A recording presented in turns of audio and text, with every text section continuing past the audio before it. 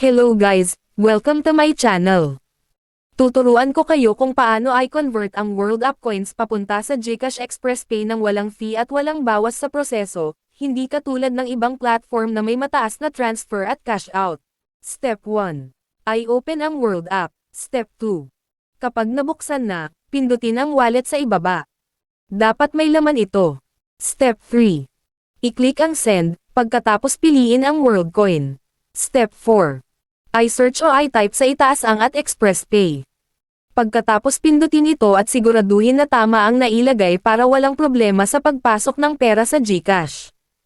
Step 5. I-click ang max para walang may 1 na coins at lahat ay mawi-withdraw mo, pagkatapos pindutin ang continue. Step 6.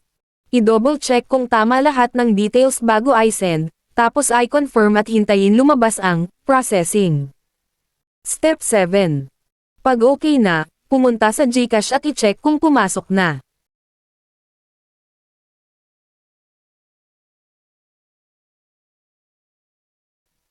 Kung wala pa, kailangan lang maghintay ng 2 hanggang 5 minutes.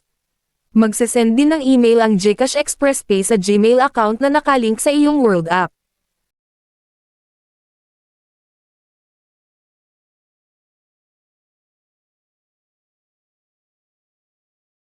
Step 8.